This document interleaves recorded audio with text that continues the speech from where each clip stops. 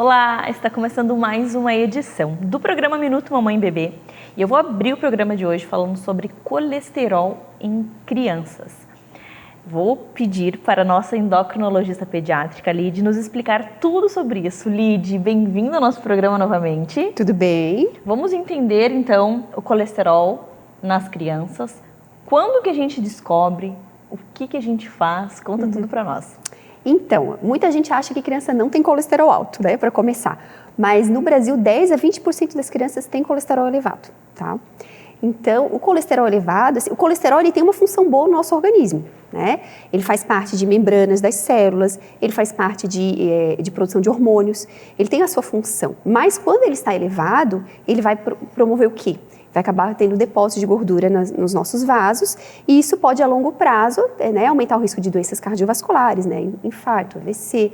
Então, o colesterol elevado ele tem que ser combatido, né? A gente já viu que crianças com colesterol alto, eles têm o depósito de gordurinha desde a infância e isso vai até a idade adulta, tá? Mas que se a gente conseguir reverter durante a infância, essas placas elas podem até ser eliminadas mais facilmente do que na idade adulta. Tá? Então, a infância é um momento muito importante de você se detectar um colesterol elevado e tratar, né? Mas por que a criança tem colesterol alto, né? Não é tão comum quanto adulto, mas a gente tem algumas causas, tá? Hoje em dia, com essa questão de obesidade e má alimentação, a principal causa são esses erros da vida cotidiana, né? Então, sedentarismo, aumento de ingesta de gordura saturada, né? De excesso de açúcar. Então, isso acaba aumentando o colesterol. Essa é a causa mais comum, tá? Mas existem outras causas também de aumento de colesterol. Existem drogas, né, medicamentos que algumas crianças utilizam que aumentam o colesterol, como, por exemplo, corticoides, drogas antipsicóticas, tá? Que são muito utilizadas em casos de autismo, de transtorno de déficit de atenção e hiperatividade. Então, crianças que utilizam alguns anticonvulsivantes. Algumas drogas aumentam o colesterol, então é uma causa, né? Algumas doenças crônicas que algumas crianças apresentam também promovem aumento de colesterol. Por exemplo, crianças que têm diabetes mellitus tipo 1, crianças que têm hipotireoidismo, alguma doença renal crônica, uma doença hepática crônica, são doenças que elas por si só aumentam o colesterol, né? E existem também aquelas outras que são crianças que têm uma hipercolesterolemia familiar, né? Então, são aqueles casos que a família, vários casos de aumento de colesterol na família, tá? Existem casos muito graves, que não são tão comuns, e existem outros que são um pouco mais leves, que a gente chama de uma hipercolesterolemia familiar heterozigótica, é um nome estranho, mas que acontece em 1 a cada 500 pessoas. Então, esse é um tipo um pouco mais comum. Então, às vezes é aquela criança que nem come tão mal, que não tem excesso de peso, e que tem vários... Às vezes é até magrinha. Magrinha. Às vezes tem vários casos na família de colesterol elevado e ela já vai ter desde pequena, né? E quando a gente pensa em números, sim, quanto que se espera para dizer que o colesterol está ok e quanto que daí é um colesterol médio e um altíssimo, grave? Então, o ideal, né, pensando no colesterol total, é que na criança ele seja até 170. Tá? Seria um valor. Existem vários protocolos, né, várias sociedades que têm um valor, mas a gente utiliza mais esse valor. Acima de 170 seria um colesterol elevado, né? Aí a gente tem o colesterol bom e o ruim, né? A gente tem o HDL, que seria o colesterol bom, seria assim que ele tem, vamos dizer, funções de proteção, né? E a gente não se importa se ele está elevado. Sim. E o colesterol LDL, que seria o colesterol, vamos dizer assim, ruim, que é esse que acaba tendo essa questão de depósito de gordura nas placas e tal, né? Mas para você ter uma noção, o colesterol ruim, a gente só vai tratar uma criança se ele está acima de 190, vai medicar, né, com medicamentos. Então, se a gente está assim, acima de 100, ele já está alto, mas a gente não precisa de medicação, então é um aumento leve, né? Se ele já está 190, já é um aumento muito importante, ele vai precisar de medicação. E aí tem os graus intermediários, né? Essa questão dos valores, muitas vezes depende muito, porque às vezes a gente tem um triglicerídeo, que é a gordura circulante, que ela fica acoplada junto com o colesterol e que a gente dosa no sangue, às vezes ela circula junto, então a gente vai ter que avaliar o conjunto dos valores, sabe? Entendi. Mas em geral, assim, se está acima de 170 o colesterol total, ele está elevado, né? Tá? E a gente vai descobrir isso quando? Então, isso é bem importante, né? Quando fazer o exame do colesterol na criança? Então, assim, crianças com menos de 2 anos, a gente não faz o exame. Às vezes eu pego crianças que às vezes alguém pediu o exame de colesterol, uma criança com 1 ano. Não se faz. Primeiro, porque não tem estudos, né, de valores corretos nessa idade. E segundo, porque a criança até 2 anos, ela precisa de uma ingesta maior de gordura para a mielinização do cérebro, né? Então, a gente não vai restringir. A gente só faz esse exame em crianças que têm alguma doença crônica, né? Às vezes uma criança de 1 ano que tem um diabetes, uma doença renal, então aí você acaba dosando, mas no geral não. Já crianças entre 2 e 8 anos, a gente não dosa em todas. A gente vai fazer esse exame naquelas crianças que têm um histórico familiar, então que tem um parente, né, com colesterol elevado, ou que tiveram doenças cardiovasculares na família muito precoces. Por exemplo, um homem que teve um infarto com menos de 55 anos, uma mulher que teve um AVC com menos de 65 anos. Então, se a gente tiver isso na família, a gente dosa porque pode ter sido uma pessoa que tinha um colesterol elevado e não sabia, né? Ou se a criança tem algum probleminha, se a criança tem obesidade, se a criança tem um diabetes, né, uma doença de tireoide, a gente vai dosar nas crianças também de 2 a 8 anos. De 9 a 11 anos, a gente deve fazer esse exame para todas as crianças, mesmo aquelas que não têm nenhum histórico familiar e que não tenham nenhuma outra doença, né? Aí depois dos 12 até os 17, a gente novamente repete o exame naquelas que já tinham alterado ou nessas que têm esse histórico familiar também, né? E acima de 17, também entre 17 e 19, né, que seria ali o final da adolescência, deve ser feito para todo mundo, antes de entrar na idade adulta, tá? Então, de rotina, não é feito para todos, né? Só nessa idade de 9 a 11 e 17 a 19. E nos outros, os que têm fatores de risco. Mas se a gente pensar que 30% das crianças estão acima do peso, né? Então, já tem um filão ali que vai ter que realizar esse exame, tá? De rotina, né? E, Lide, você falou sobre medicação das crianças. Então, assim, uma criança com 3 anos, 4 anos, que apresentou ali as taxas elevadas, já fez toda aquela mudança na alimentação, e a gente viu que é algo familiar, que vem da genética. Essa criança, ela será medicada? Então, e que tipo de medicação que é? Como que funciona? Então, sempre primeiro a gente vai com a dieta, né? Sempre a primeira etapa, independente da causa, vai ser a dieta e atividade física. Se a criança tem obesidade, tentar reverter a obesidade. Então, geralmente a gente tenta pelo menos uns 6 meses. Mas seria uma dieta, assim, por uma criança que tem um colesterol muito elevado, tem que ser uma dieta bem correta. Geralmente a gente orienta uma orientação de uma nutricionista, né? Mas a gente vai ter que restringir as gorduras saturadas, principalmente. Gordura saturada, principalmente aquela de origem animal, tá? Então a gente vai ter que ter uma restrição importante do açúcar. Se não, a gente não conseguiu melhorar essas taxas somente com dieta, atividade física, em pelo menos 6 meses, aí a gente vai avaliar o grau, né? O grau do colesterol. Então, por exemplo, se tiver acima de 190 o colesterol ruim, é uma criança que vai ter que ser medicada. Agora, não é toda idade que pode ter medicação, né? Os medicamentos que a gente tem disponíveis hoje, a gente tem várias classes, o tratamento é feito para crianças acima de 4 anos, geralmente a partir de 5 a gente já medica. Abaixo de 5, a gente tem uma restrição, assim, a gente evita um pouco, dependendo se for um nível muito elevado, né? Normalmente as crianças são medicadas acima de 5 anos.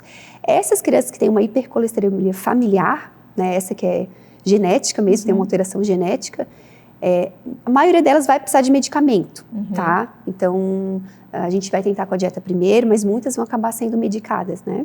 Tá. Daí entra nesse caso que você falou, a partir dos 5 anos que entraria a medicação. Enquanto isso, mantém a alimentação saudável, mantém a atividade física. Sim. E é uma medicação que ela vai pro resto da vida? Como é que funciona? Então, depende muito da causa, né? Normalmente, quando é essa hipercolesterolemia familiar, muitas vezes é para a vida, porque a pessoa tem uma alteração genética, né, em que, vamos explicar, que o fígado acaba produzindo mais colesterol e liberando mais no sangue. Então, isso não vai mudar, né? Então, normalmente é um tratamento para a vida, tá? Agora, tem outras causas, né? Algumas outras causas, o hipotireoidismo, às vezes o tratamento pode não ser feito para a vida inteira, às vezes acaba melhorando e tal, né? Entendi. Mas aí depende um pouquinho do caso. Mas cada caso é analisado individualmente para ter... Sim.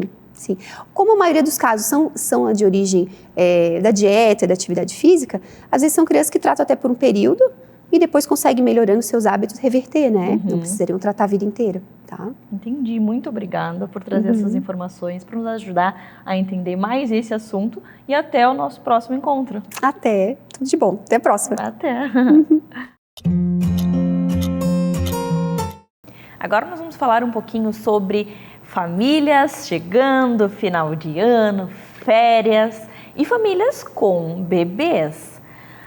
Trazer no carro durante um período grande de viagem, carrinho, bebê conforto, banheira, cadeirinha de alimentação, poxa, não sobra espaço no carro. Então, por isso, eu trouxe a Vicky, da Baby Boom, para falar um pouquinho sobre esse assunto. Vicky, bem-vinda ao nosso programa novamente. Mari, obrigada. Sempre um prazer estar aqui contigo. Então, eu achei muito legal. Você segmentou os principais itens que as pessoas que chegam aqui em Floripa precisam. E é justamente os que você trouxe. Fala um pouquinho para nós sobre eles e sobre o aluguel, quanto tempo que a família pode ficar. Se a família vai ficar só uma semana, pode. Se a família vai ficar 15 dias aqui, pode também. Conta para nós como é que é. Mari, eu trouxe os itens que mais fazem sucesso entre as famílias que vêm de viagem.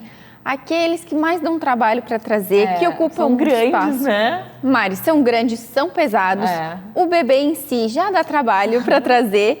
Às vezes a família vem com bebê, vem com criança maior. Então, olha, realmente é muita coisa para trazer. Verdade. O aluguel, ele vem como uma solução, vem para facilitar as férias da família. Hoje em dia, aeroporto, com limite de malas, com limite de peso, carregar criança, bolsa de fralda, de emergência, olha, é muito trabalho. Então, a gente tem feito muitas entregas no aeroporto. Que maravilha! A família chega e ali já tem um carrinho mesmo para o bebê. Exatamente, exatamente. Recentemente, nesse último mês, a gente entregou bastante no aeroporto, bastante em vários hotéis aqui da região. Que legal. Já tem hotéis que vêm nos contactar, perguntando o que a gente tem, o que está disponível, o que não está. Que legal. Porque até, às vezes, o hotel ter todo esse aparato é muito difícil. Porque não tem como saber se o hóspede traz, se não traz. Então, já tem alguns hotéis da região que já estão atentos ao aluguel.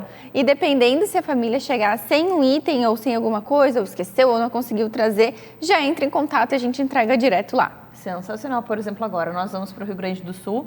Que pena que lá não tenha Baby Boom, porque eu vou ter que ir com um carro lotado. E outra coisa, como é muito difícil acomodar todos esses itens no carro, a minha mãe teve que comprar produtos para que a gente não precise levar. E aí a gente entra naquele assunto, poxa, usa tão pouco, e aí é um investimento tão alto, ano que vem ela nem vai usar mais determinados itens, e aí tem que, sabe? Então, assim, essa praticidade do aluguel, e assim, é um item que em determinada idade faz falta. Ela vai precisar do carrinho, mas ela não vai precisar depois de uma certa idade. Então, assim, principalmente para passar férias, né? E então eu queria entender em relação ao tempo. Vocês deixam livre para o cliente escolher quanto tempo ele quer ficar com cada item? Pode locar mais de um item? Como que faz esse processo? Mari, o nosso aluguel padrão, ele é de 15 dias e múltiplos de 15, né? 15, 30, 45 dias.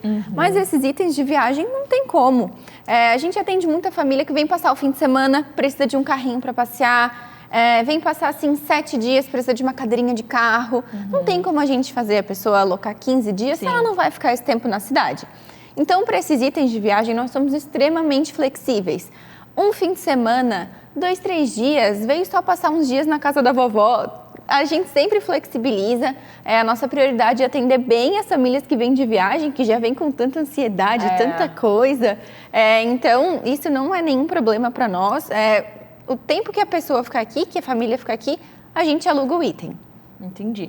E pode alugar mais de um item, pode ter vários produtos juntos da Baby Boom? Com toda certeza. Nós atendemos sempre nos períodos de férias uma família muito especial que vem de Barcelona e essa família aluga tudo conosco. Aluga banheira, cadeira de alimentação, cadeira de carro, aluga brinquedo para distrair a criança, não precisar trazer no avião nada de brinquedo. Já é novidade, ajuda, também já anima um pouquinho mais as férias. Então, sim, a gente costuma, as famílias que vêm de viagem, geralmente alugar mais de um item. Geralmente um carrinho e uma cadeira, geralmente o carrinho e o bebê conforto. Geralmente, quem vem de viagem pede mais de um item, já para não ter que trazer nada. Exatamente. E daí, assim, você falou que entrega no aeroporto, e daí depois, quando essa família for embora, vocês pegam lá no aeroporto também para facilitar esse processo? Sim, geralmente a família, quando é carrinho principalmente, gosta de usar até o aeroporto. Momento, né? Exatamente. Até porque o aeroporto é grande, para a criança não cansar. Então, geralmente, a gente pega na hora do embarque, a família já está indo, já está quase no avião, a gente está retirando os itens. Sensacional. Isso facilita muito. E, às vezes, as pessoas ficam um tempo ali esperando no aeroporto, né? E daí a criança pode até fazer um soninho no carrinho. e daí só tira o bebezinho, entrega para vocês e realmente vai para o seu destino, né? Sim. Muito legal. E outro assunto que é muito importante, óbvio, os itens são essenciais, mas brinquedos também. Então, assim, viajar, trazer muitos brinquedos também é algo que realmente vai dificultar aquele processo, né? Então, além dos itens que são super importantes para quem está chegando, tem também a possibilidade de locar com vocês os brinquedos, e aí não precisa trazer aquela sacola enorme dentro do carro, e no avião nem tem como, né? Então vocês também têm diversos brinquedos, e essa época do ano eu acho que combina perfeitamente Baby Boom, a locação de brinquedos, com férias e toda essa vibe de Floripa, final de ano, Sim. viagem, casa da avó, casa de amigos, né? Sim. Mari, a gente sempre fala, férias é um momento muito especial para a família, mas também é um momento um pouco de estresse. O bebê sai da rotina, a criança sai da rotina, da alimentação, do banho, do horário de casa.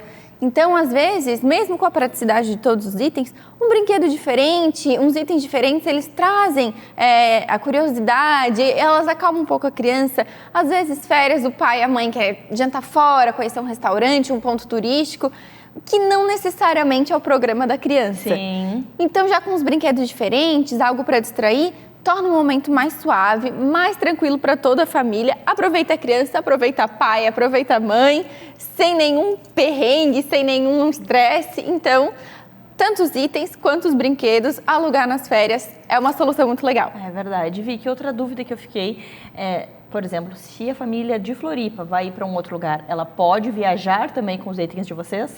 Com toda certeza, Mari. A gente já atendeu famílias que não quiseram desmontar tudo que tinham em casa, não quiseram levar a própria cadeira porque era grande e pesada, não quiseram levar a banheira porque era aquela banheira de pé, muito grandona, não tem como levar. Alugaram conosco, foram viajar e devolveram na volta. Ah, é ótimo. Então, assim, como a gente fala muito em férias nessa época do ano, então é bom saber que quem está chegando pode contar com vocês, mas quem vai viajar também pode levar algum item que seja mais prático justamente do que você falou, do que os itens que eles têm em casa, né, Vicky? Exatamente, até porque a maioria dos nossos produtos, eles são portáteis, justamente para que a gente consiga levar embalado, higienizado. Não são esses itens grandes de montar que nem um quartinho de bebê, eles são realmente itens de viagem.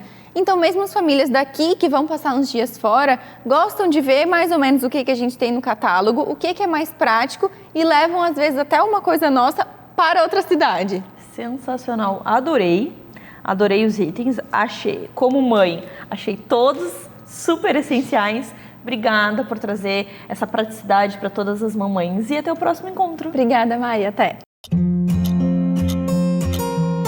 Quando a mulher engravida, ela já se prepara psicologicamente para as diversas picadinhas que vão acontecer durante aqueles 9 meses de gestação.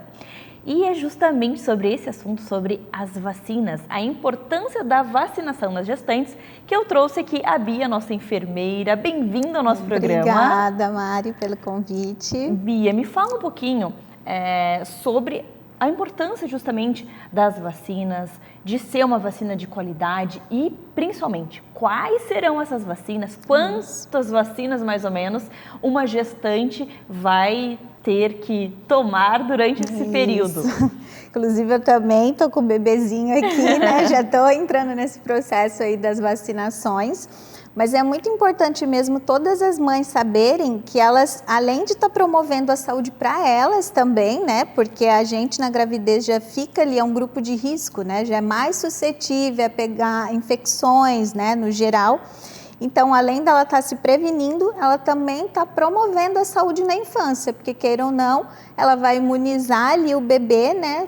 Pela placenta ali, vai passar essa transmissão dos anticorpos para os bebezinhos, que vão ficar imunes ali até eles poderem entrar ali, né, na fase do esqueminha vacinal, que é com 2 meses e segue até 18 meses de vida. Então, a mãe se vacinando, ela está promovendo saúde na infância também para as crianças, né, deixando eles ali menos suscetíveis a pegar doenças que para um bebê é gravíssima, às vezes para nós, né, adultos nem tanto, mas um bebê que não tem quase imunidade nenhuma, né, acabou de nascer, está ali suscetível a qualquer infecção, recebendo visitas ou até mesmo algumas doenças que a mãe pode passar para o bebê ali até pelos fluidos, né? É verdade.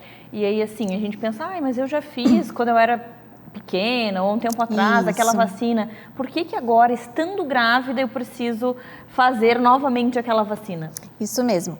A gente tem 3 vacinas, né, que são de rotina, indicadas para as gestantes, que é recomendado tanto pela SBIM, que é a Sociedade Brasileira de Imunizações, quanto o PNI, né, que é o Programa Nacional de Imunizações, que é do SUS. Então, são 3 vacinas. A da gripe, né, que é a influenza, que já vai imunizar ali contra o H1N1 também, que a gente também já viveu uma epidemia, né, uma pandemia de H1N1. Então, é muito importante as mães se vacinarem contra a gripe. Temos a DTPA, que é contra a difteria, tétano e coqueluche, e a hepatite B. Então, o que acontece, né? A gripe, nos postos de saúde, ela é trivalente, na rede particular é tetravalente, né? Vai imunizar contra 4 cepas ali do vírus. Todo ano essa vacina ela é renovada, então todo ano a gente precisa fazer, principalmente grávidas ou as puérperas, né? Que são as mamães que deram à luz até 45 dias antes, por exemplo. Não fiz na gestação. Não tem problema, faça agora nos 45 dias, que também é, né, para quem está amamentando, aleitamento materno, vai passar a imunização para esse bebê. Porque o bebê ele só pode fazer a vacina de gripe com 6 meses de vida. Então, é importante a mãe se vacinar, até porque por conta da imunidade, né, da gestante, a gripe pode dar sérias complicações pulmonares, por exemplo. Então, como a gente já é um grupo de risco, vacinando, você vai estar passando ali também, né, via placenta, a imunização para o bebê e para a mãe ali ficar bem tranquilinha, sem essa gripe.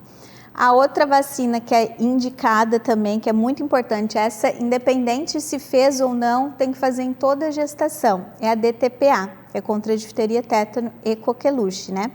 Esse azinho que a gente fala, que é o pertussis, que é a coqueluche, é aquela famosa tosse comprida que o pessoal antigamente conhecia.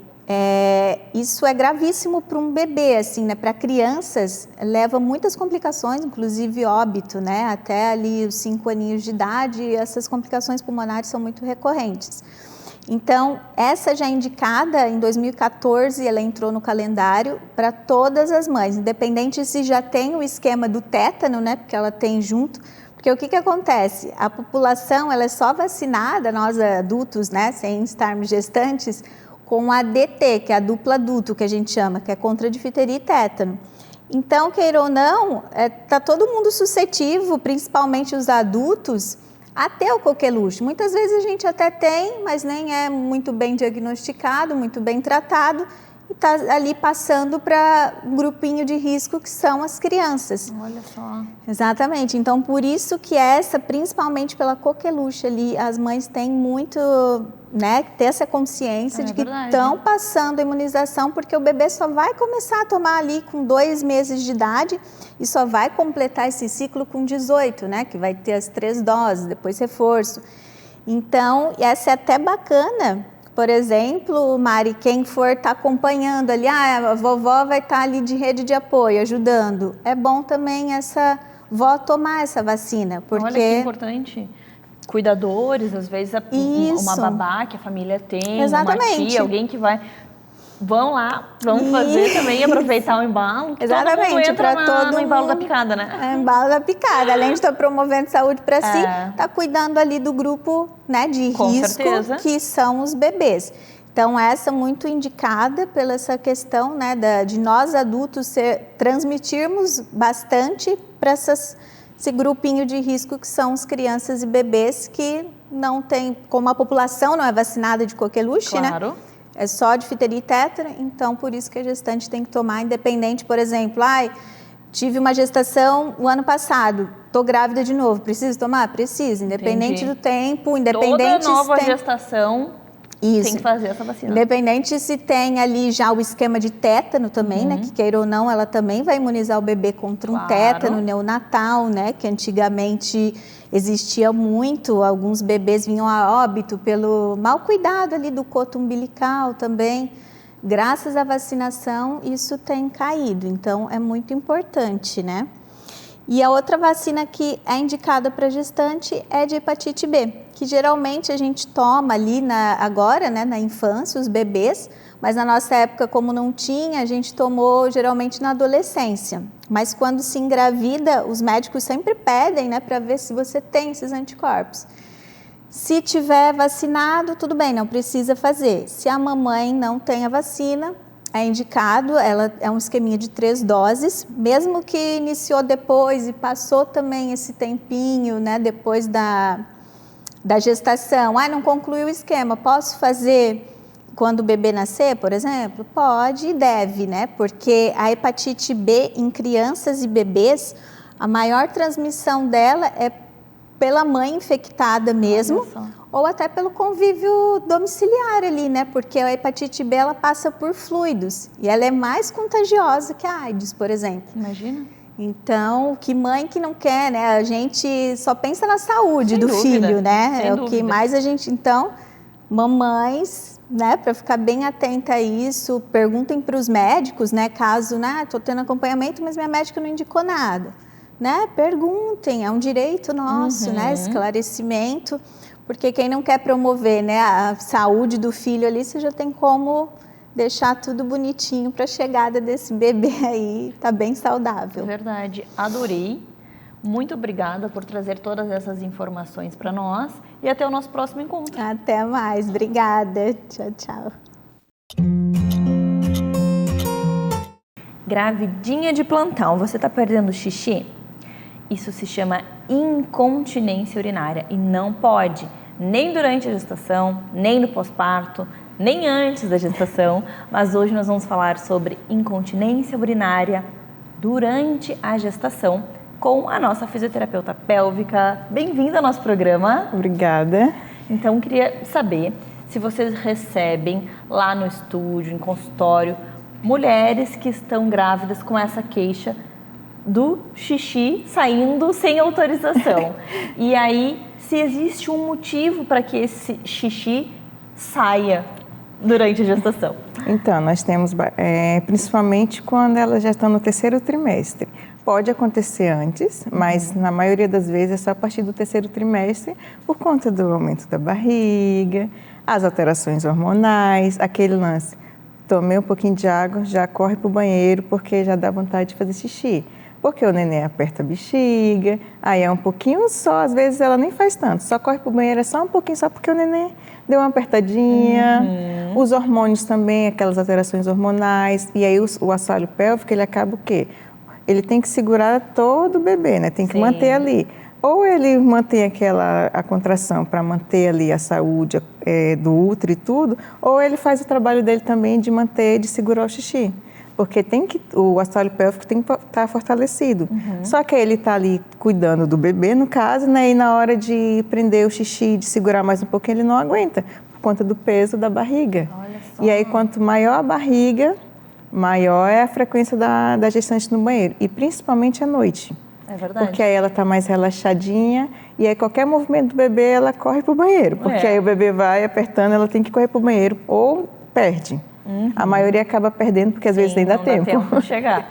E aí, o que a gente faz durante a gestação para que não aconteça isso de ficar perdendo xixi e ter que ficar usando absorvente, porque dá um passo e perde um pouquinho, dá outro passo e perde mais um pouquinho? Por isso que a gente indica durante a gestação a gestante fazer o acompanhamento da fisiopélvica desde o início, para trabalhar tudo isso, tanto para ajudar ela durante para ela ter um parto bom, mas também para esse problema de incontinência, que aí ela vai trabalhando toda aquela musculatura, a gente vai fortalecendo, vai liberando, às vezes está tenso, você faz massagem, e aí acaba que evitando ela perder o xixi.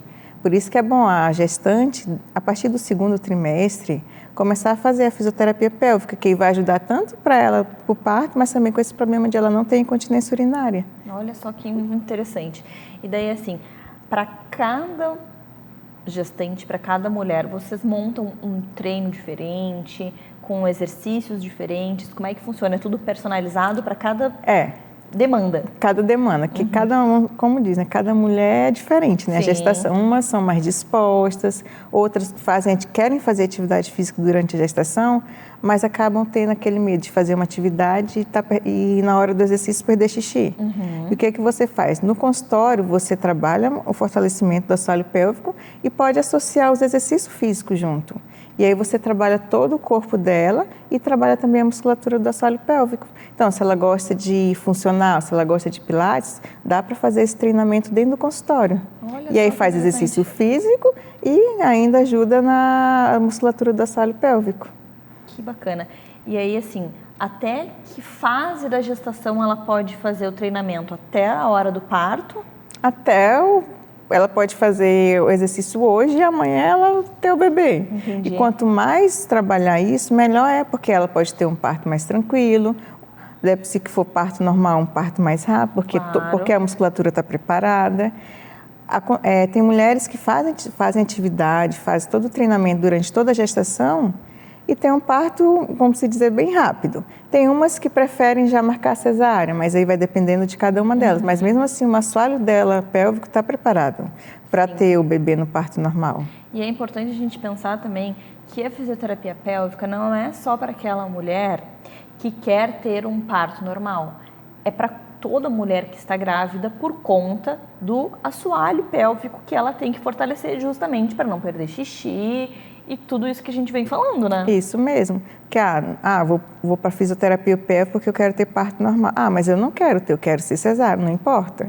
Você vai trabalhar toda a musculatura do mesmo jeito. O corpo vai mudar com a gestação para qualquer uma, independente da via de parto. Independente da via de parto. Quando a mulher decide ter parto normal, é uma ajuda a mais, porque aí você tem um tratamento mais específico para ajudar ela no normal. Mas se ela não quer, ela diz, não, eu não quero sofrer ou sentir dor, mesmo assim ela pode fazer para ajudar no pós-parto até, claro. Porque a musculatura dela vai estar preparada, vai estar fortalecida para evitar futuros problemas no pós-parto também. Sem dúvida.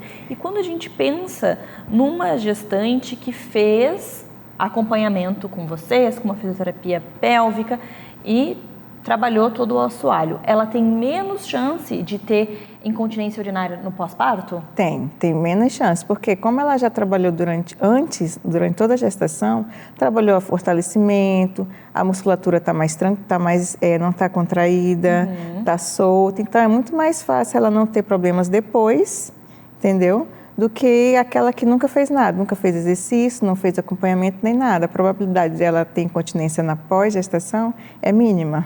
Entendi. Que interessante a gente pensar por esse ponto, porque faz um tempo em que se fala fisioterapia pélvica é para ajudar na hora do trabalho de parto, mas na verdade é para cuidar do corpo da mulher. Muitas mulheres não se conhecem, não sabem como fazer um movimento, não sabem nada de como que funciona o corpo. E aí às vezes a gestação traz essa possibilidade para a mulher olhar para si.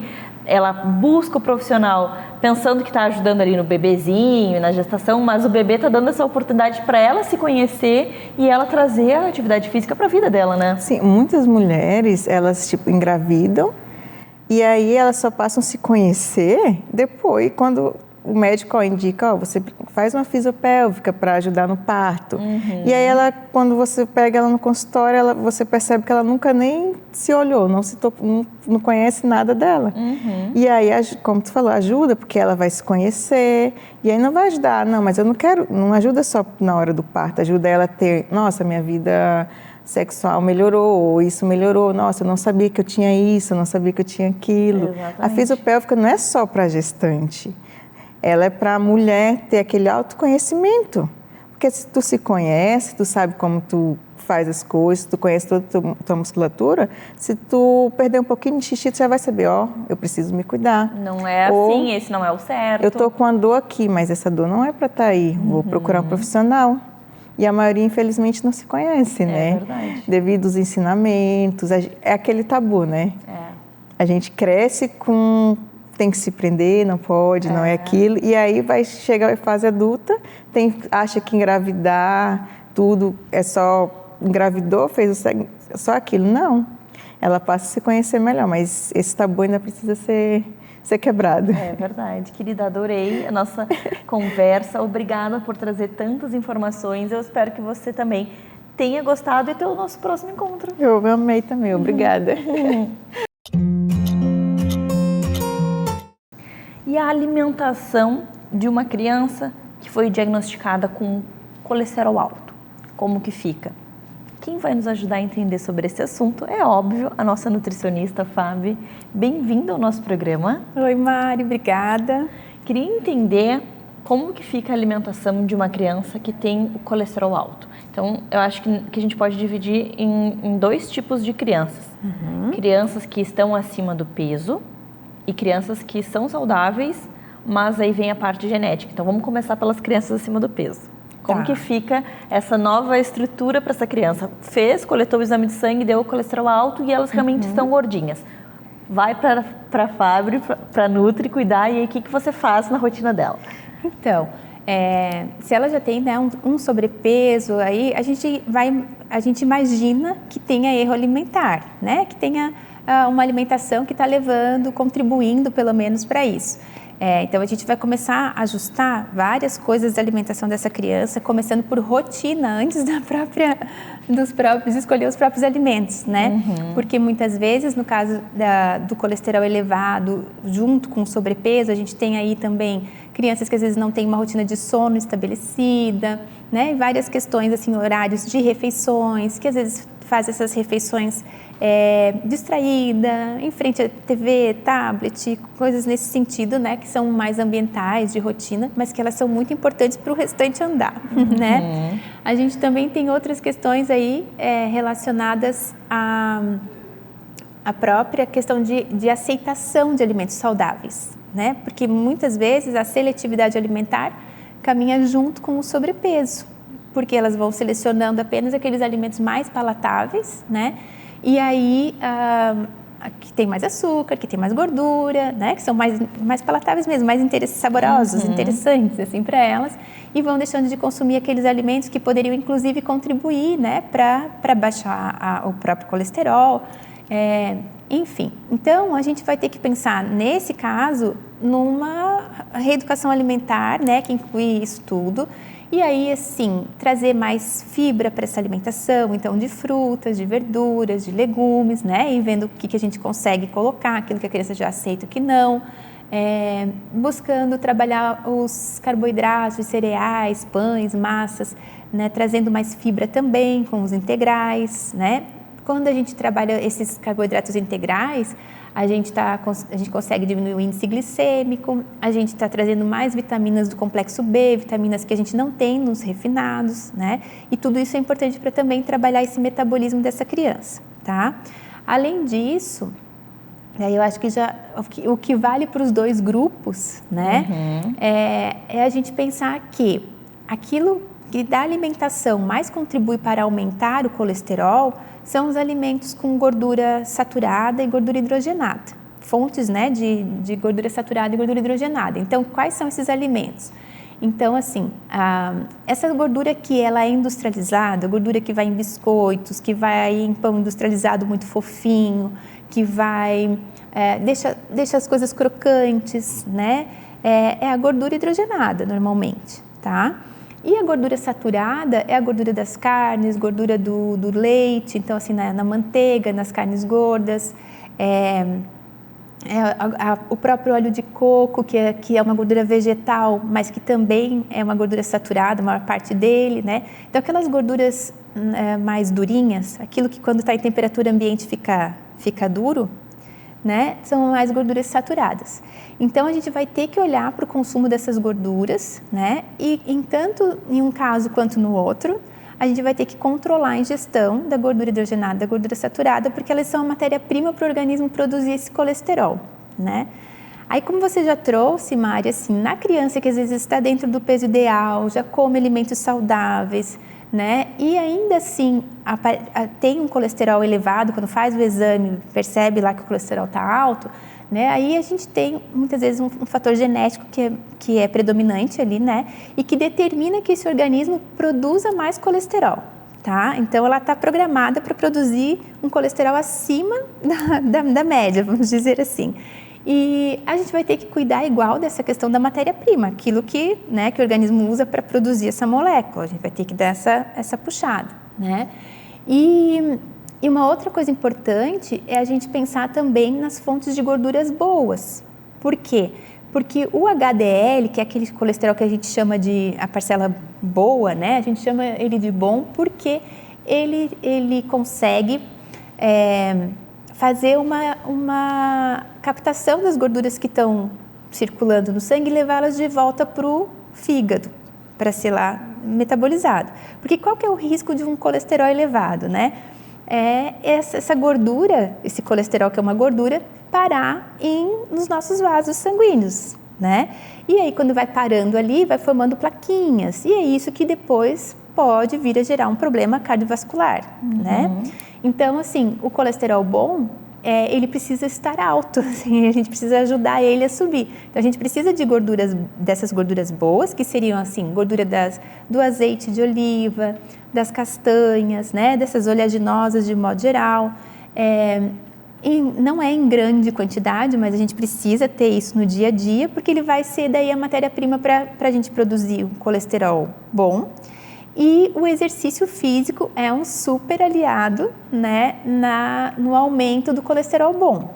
Então, pensar em exercício físico, em reduzir gorduras saturada e hidrogenada, né, em contrapartida, colocar essas gorduras mono e poliinsaturadas em uma quantidade boa na alimentação, aumentar fibras, é comum para todos, tá?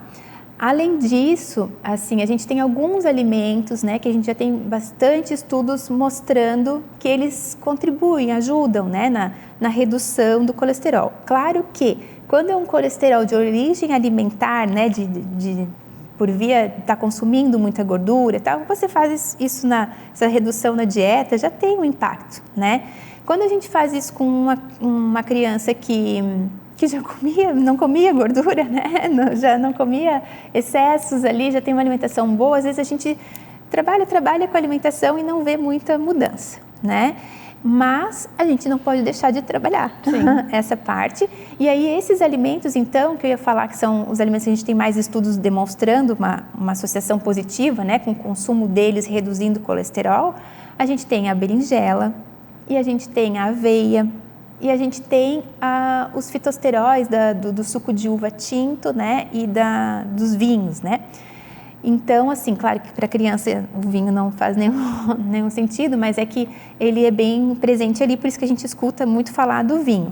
No suco de uva tinto a gente também tem, tá, uma quantidade. A única coisa que a gente não pode exagerar também nesse suco de uva, porque ele vai ter muita frutose, aquele açúcar da própria fruta, né, ali uma concentração alta, e esse excesso de açúcar também não é bom, né? Então, assim, pequenas quantidades, mas a aveia, eu acho que é, assim, aquilo que a gente tem um melhor resultado com as crianças. Por quê? Porque a gente consegue colocar em preparações que às vezes elas já consomem do dia a dia, né? É um pãozinho que pode ser feito com aveia, é um biscoitinho que a gente pode fazer em casa e utilizar aveia, é um próprio mingau de aveia. Panqueca, isso mesmo. Nas frutas. Exatamente. Então, assim, né, esse é um alimento, assim, que a gente colocar umas 2 colheres de aveia, pode ser em flocos, em farinha, da forma que a gente achar, né, que funciona melhor ali, tem uma aceitação melhor nas nossas receitas, é bem bacana, né?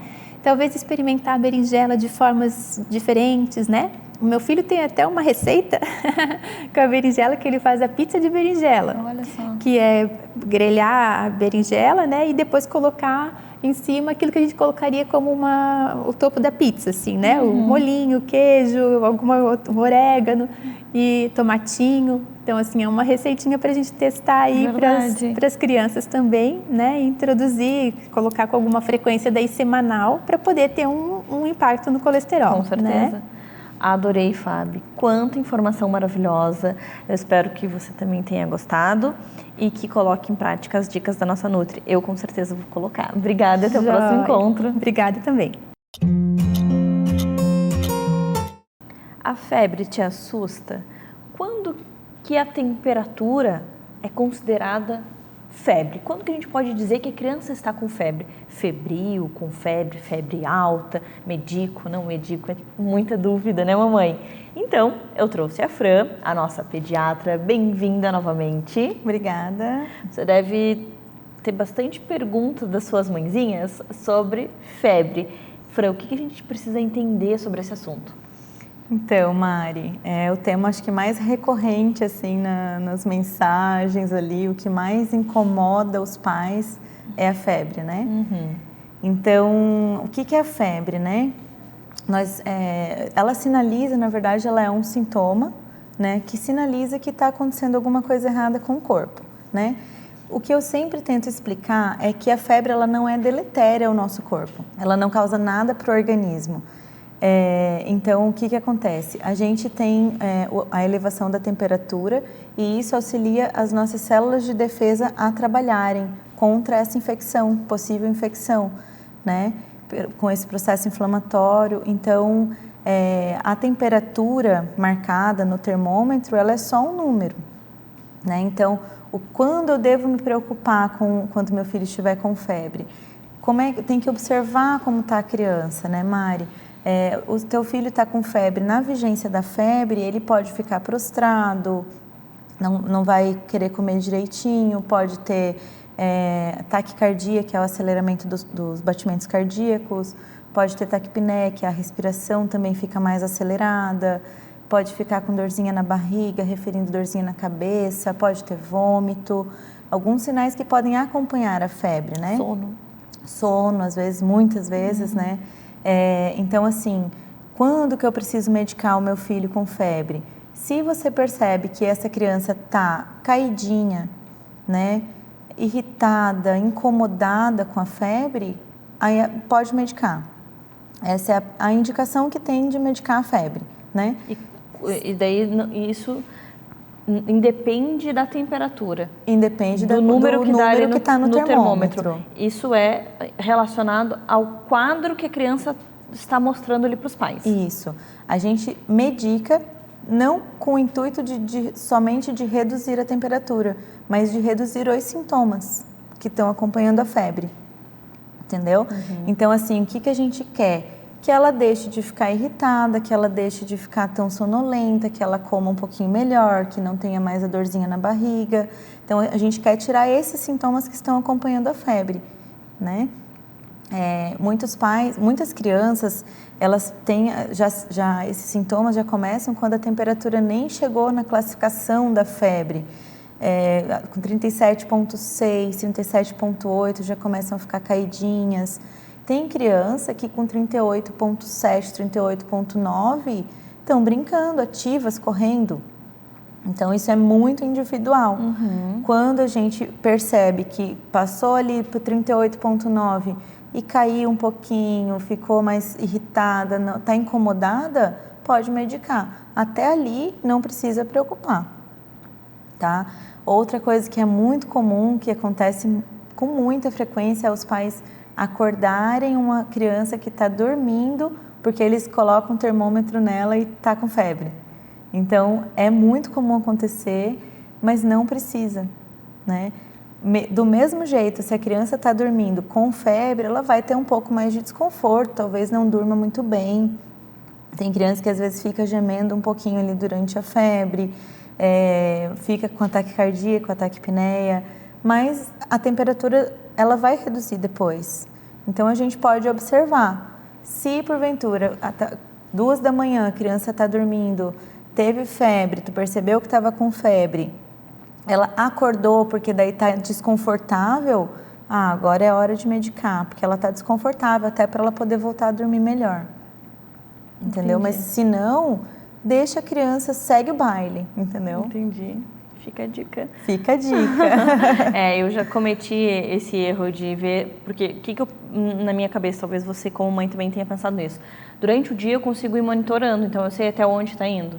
E aí ela está dormindo e eu não sei se vai chegar a 40, 42 a temperatura. Então daí acaba acordando a criança. O objetivo não é acordar, você quer colocar o termômetro para ver como é que tá. E daí sim, acaba acordando e bom, já que acordou, então vamos tomar um remédio para a mãe conseguir dormir direito, assim, mesmo eu sabendo que a febre ela não vai causar algo na criança, é complicado para fazer com que essa ideia entre, porque muitos avós e pessoas falavam sobre a criança vai convulsionar.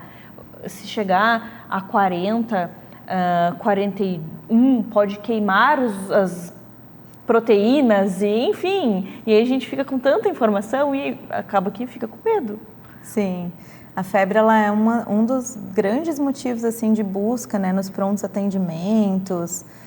Então, assim, uma dica que eu posso dar muito valiosa é que não leve teu filho em vigência de febre ao pronto atendimento, justamente porque vai mascarar como ele realmente está. Porque, por exemplo, o que acontece? Os quadros virais, que são os mais comuns de darem febre, cursa com uma febre intercaladinha com um período de melhora, a criança brinca, se alimenta, corre, está super ativa, dorme normal, está fazendo xixi, está tudo bem. Mas ela daqui a pouco está com febre de novo, clássico de um quadro viral. Então, se você leva a tua criança, começou a febre faz meia hora, vou levar para alguém avaliar ela com febre. Muita gente leva sem medicar. Então, assim, se a criança não está bem, a avaliação que o pediatra vai fazer dessa criança não é uma boa avaliação. Porque a gente vai ver que a criança está prostrada. O que a gente quer? Ver quando passa a febre, entendeu? Se passa a febre, essa criança permanece prostrada, incomodada, tem algum outro sinal que seja um sinal de alarme, né? A gente recomenda que daí a observação é diferente, a avaliação que a gente está fazendo vai ser diferente, né? Então, uma outra dica que eu dou é aqueles 3 dias, os famosos 3 dias de aguardar a temperatura, né? Ver como é que vai ser nesses 3 dias, porque justamente a grande frequência que a gente tem de crianças com febre são infecções virais, que passam bem rápido. Então, quando a febre já começa a espaçar, a criança já está super ativa, brincando, a gente não tem nenhum sinal de alarme, fica tranquila que provavelmente foi mais uma virose, a famosa virose. Entendi, Fran. Entendeu? Quanta informação. Meu coração de mãe fica mais tranquilo. Eu espero que o seu coração também fique tranquilo. E muito obrigada por nos ajudar a entender um pouquinho mais sobre a febre. Até o próximo encontro. Obrigada, até mais. Você sabe reconhecer em que fase do seu ciclo menstrual você está? Difícil, né? Nem eu sei, para ser sincera. Então hoje eu quero aprender e dividir com você. A Karina vai nos ajudar a compreender um pouquinho mais sobre isso. Bem-vinda novamente ao nosso programa. Obrigada, Mari. Adorei esse tema e eu acho que é fundamental para quem está tentando engravidar, porque às vezes está namorando em épocas que não está ovulando, nada a ver. Então, ajusta aqui, ajusta ali e faz um namoro certeiro. Exatamente. Tanto para quem quer engravidar, mas para quem só quer conhecer, né, melhor o seu ciclo menstrual, saber como tirar melhor proveito aí de cada fase do ciclo também é ótimo. Na medicina chinesa, nós dividimos o ciclo menstrual em 4 fases. Eu vou pegar aqui um ciclo de 28 dias para a gente ter só como parâmetro, mas quem tem um ciclo mais curto diminui um pouquinho em cada fase, quem tem um ciclo mais longo aumenta um pouquinho em cada fase. Então, a fase 1, que é o período menstrual, é quando nós estamos sangrando, né? Considera aí do 1º ao 5º dia do ciclo. O que seria o ideal a gente fazer, né, nesse momento? Descansar, principalmente no 1º e 2º dia. Então, quem tem a prática de atividade física, no 1º e 2º dia, se puder, não faz. Nos outros dias faz uma atividade mais leve, mais tranquila, porque o nosso corpo está perdendo sangue, né? Então a gente já está tendo aí uma baixa. E aí o corpo vai pedir para a gente ficar um pouquinho mais quietinha para ele conseguir, né, se recuperar dessa perda de sangue. Então o ideal é a atividade física evitar nos 2 primeiros dias e nos outros dias uma atividade física mais leve. Preferencialmente ir dormir mais cedo, reduzir um pouquinho o ritmo de trabalho, fazer só o que é realmente necessário. Na alimentação, incluir alimentos como o mamão, o pinhão, o morango, que eles vão ajudar para que tenha circulação ali em útero, em ovários e que a gente não tenha coágulos, não tenha cólicas, porque vai aumentar a circulação ali para fazer com que esse sangue desça. Passada a fase 1, nós vamos para a fase 2, que é a fase pós-menstrual, que a gente vai considerar entre o 6º e o 11º dia do ciclo, que é quando o folículo, o óvulo, está crescendo, está amadurecendo, para daí vir a ovulação. E o endométrio também está ganhando espessura, para que se tiver um embrião, ele, né, tenha aonde se fixar ali. Então, no quesito atividade física, a gente está começando a ficar com mais gás, né? Com mais disposição, mais vontade de fazer as coisas. momento ideal para a gente começar um treino novo, uma atividade física nova. Para quem faz musculação, aumentar os pesos, mudar aquele treino que já está acostumada a fazer, é o momento ideal para isso, que a gente vai estar mais disposta para isso. Além disso, a gente está com um limiar de dor maior. Então, qualquer procedimento que é mais dolorido, o ideal é marcar nessa fase 2, entre o 6º e o 11º dia do ciclo, que a gente não vai sentir tanta dor, como nas outras fases do ciclo. É um momento também que a gente está muito criativa. As ideias começam a pipocar na cabeça. Se tu começar a perceber pelo teu ciclo menstrual, tu vai ver que é a fase que assim, nossa, tu olhou para uma coisa, vieram 30 ideias. E aí tu começa a anotar essas ideias, porque na próxima fase elas vão fazer mais sentido. E esse é o momento que a gente está assim, multitarefas, sem perder a qualidade. Então a gente consegue fazer 3 coisas ao mesmo tempo e fazer elas bem feitas. E aí nós vamos para a fase 3, que é o período ovulatório, que aí nós vamos considerar aí do 12º até o 16º dia do ciclo, que é o grande evento do ciclo menstrual, né? Que é quando a mulher está ovulando e aí sim tem as chances de formar um embriãozinho e ela engravidar.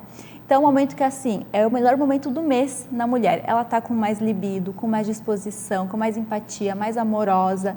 Então, essa fase é o momento ideal, assim. Tenho que ter uma conversa difícil com alguém, é nesse momento. Porque você vai estar conseguindo pensar melhor e escolher as palavras mais certas e se comunicar melhor. Então, uma reunião de trabalho também, uma apresentação importante, essa é a melhor fase para você tá marcando. Atividade física mantemos, é uma atividade física, né, moderada, mais forte, porque ainda está com muita disposição, né, está com muita energia. Então, pode manter uma boa constância de atividade física. De alimentos, é o momento ideal para as folhas verdes escuras, como espinafre, rúcula, couve, a beterraba cozida, o abacaxi, a physalis, que são alimentos que vão ajudar, que se tiver um embriãozinho formado aí, vai ajudar ele na fixação ali no útero.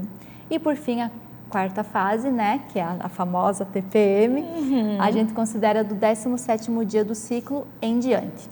E ela não precisa ser uma fase ruim, é uma fase diferente das outras fases. Toda mulher vai ter uma oscilação, então ela pode sentir uma oscilação de humor, uma oscilação de disposição, oscilação de inchaço no corpo, de cansaço. O que não é bacana é a mulher ter uma TPM muito exacerbada, que tira ela do prumo. Então, aí eu tenho uma TPM que eu tenho uma dor de cabeça que me derruba. Eu fico tão irritada que eu tenho vontade de pegar alguém pelo pescoço e esganar. Opa, tem alguma coisa errada. Exatamente, é um sinal de alerta. Então, a mulher fica diferente sim, ela fica com a paciência, né, diminuída. E aí, o que é o ideal fazer nessa fase? Não é um momento de decidir nada, né? Vou lá conversar com aquela pessoa porque ela me incomodou. Não, na fase anterior. Então, tudo que te incomoda na TPM, anota, porque é um sinal de alerta, do tipo assim, se está me incomodando agora na TPM, já me incomodou nas outras fases do mês, mas eu estava tão bem nas outras fases que passa batida, não dou bola, eu relevo, e aí na TPM eu não consigo fazer isso. A coisa ela fica mais marcada ali para mim. Então, você presta atenção e anota. Eu costumo falar que é fazer um inventário. Então, você vai anotando tudo que te incomoda nessa semana. Não é a semana para resolver nada, né? Assim, agora eu vou resolver minha vida. Não. Você pega, só anota o que precisa ser feito. E aí sim, passou a menstruação, vem ali a fase 2, a fase 3, você vê. É isso que eu vou resolver. E aí sim, na fase 2, na fase 3, você senta, conversa com a pessoa, resolve aquela situação. De atividade física na fase 4, pode continuar uma atividade física moderada. Quanto mais perto da menstruação tiver, a mulher vai começar a sentir uma diminuição da energia. Então, pode também já ir diminuindo um pouquinho o ritmo da atividade física, colocar alguma atividade física como uma caminhada, uma volta de bicicleta, porque o corpo não vai estar respondendo tão bem quanto nas outras fases. De alimentação, é o momento ideal para consumir canela, o gengibre, as tâmaras, a abóbora, que são alimentos que vão aumentar a circulação ali no nosso útero. E aí, se tiver um embriãozinho, vai ajudar na fixação dele. Se não tiver um endométrio bem vascularizado, depois a tendência de nós termos uma menstruação menos dolorida é maior. Porque daí esse endométrio vai descolar mais facilmente e aí não vai ter cólica, não vai ter coágulo, não vai ter dor, desconforto, nada disso. Nossa, eu fiquei aqui assim, pronta para pegar meu caderno, dividir tudo, anotar tudo. Que sensacional! quantas dicas maravilhosas, eu adorei. Eu espero que você também tenha gostado. Anota tudo. Vamos tomar mais cuidado. Poxa, se todo mundo prestar atenção, vai ter menos briga no trabalho, vai ter menos discussões. A mulherada precisa anotar realmente para fazer tudo nas dicas que a Karina nos deu ali. Em tal fase faz isso, em tal fase faz aquilo. Adorei, muito obrigada. Eu tenho certeza que lá no teu Instagram tem mais dicas ainda e mais conteúdo, então vamos devorar o Instagram da Karina. Sempre tem dica, Luá. Obrigada, querida, adorei. Eu que agradeço. Até o próximo encontro. Até.